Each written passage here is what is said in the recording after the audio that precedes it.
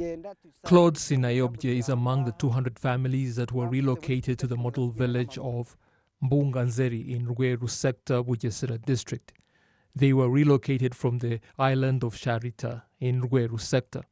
Getting to the island requires a long boat ride, and the road from the beach goes through a marshland. The island is usually crowded with people. Some of those that were relocated still go there to look for food, while others have remained. Claude Sinayobye explains the nature of this place. We were crossing from Hangasel to Sharitasel. Usually in April, the place is flooded with water and it's impossible to plant anything until July. The water comes in and reaches this point, but it does not go beyond it even when other places flood. When that happens, everyone wishes they could be living somewhere else for the time being and come back when it's all over. And due to the way this place gets flooded, fish is available everywhere for fishermen. Claude says he was born on the island in 1978 and his father was among the first people to live there. The island of Sharita was later inhabited by a number of families. It was hard for a child to go to school, and the nature of the place meant the lives of the residents were in danger. When the Akagera River overflows its banks, you find the papyrus floating everywhere and hippos moving around, which is risky. I would like to thank His Excellency the President of the Republic for thinking about us while we were still living in those high-risk zones and transforming our lives for the better. In 2016, 80 families were relocated from the island of Sharita, as well as other families residing on another island, Mazane, and they were moved to the model village of Mbunganzeri in Rweru. Their new home has a range of infrastructure including health centers, electricity, and the breeding of more than 100 cows on a public farm under the care of a vet. There is also an entrepreneur that supplies these people with grass and is paid by the government.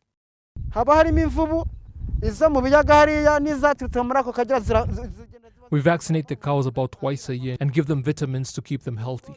We have milk cows that produce 20 liters a day, but generally they produce 4 liters in the morning and the rest in the evening.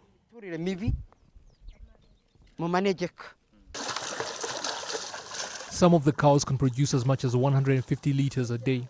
Each year they produce manure worth 3 million Rwandan francs, which is distributed among farmers. Residents of this model village testify that their lives have been transformed for the better. They now live in beautiful homes with electricity, milk at their disposal, and with schools nearby. Life was hard back on the island because of lack of electricity in the countryside, lack of infrastructure. Here, however, there is everything we need and we are happy. In this village, there is a clinic, schools nearby, and roads. In 2017, 116 families were relocated to the model village of Herezo in Muhanga district. It too has all the infrastructure required. 103 cows are in the community barns. In the morning, some people milk their cows while others carry manure to their farms.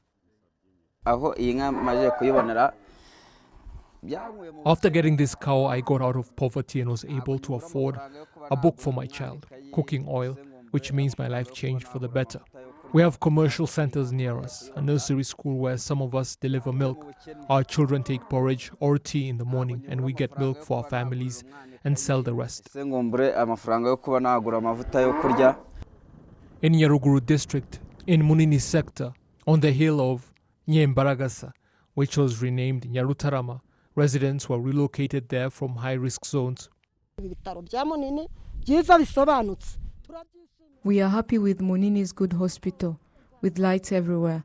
The city looks beautiful at night. Where I was born, growing up, electricity was very scarce. The whole country looks amazing, thanks to His Excellency Paul Kagame. May God bless him. Natalie Nyiramhore, a high school student, says after her family was relocated to a safer area, she was able to study with ease. At night, I turn on the lights while I study, and in the morning I wake up and grab my notebook and revise so that when the teacher asks me a question, I will then be able to answer. Meanwhile, some of these villages have poor sanitation and some kitchens have blocked chimney stoves, and the smoke gets back into the houses. Some residents agree that this needs to change. Some residents are still living the same lifestyle that they were living in back in the villages. Some are reforming, and I believe that the rest will do too. The Minister of State in charge of Social Affairs, Asupta Ingabire, says that before settling people in model villages, they should first be prepared and explained on how the areas function. Uriya ntacyo leta yakora ngo ugereho umuntu ubikorerwa atabigizemo uruhare. The government cannot help those who are not ready to participate. It's their responsibility to protect and clean their homes, because the government has so many areas to focus on and put infrastructure where needed. Hence, people should have a sense of accountability. Ntabwo leta yaguha ngo ikomeze guhe kandi yaguhaye igomba gusubira inyuma ikareba n'abandi bataragerwaho n'ibyo bikorwa remezo. The Ministry of Local Government says the vision of the country is for every sector to have a model village. More than 120 model villages have already been established in the country.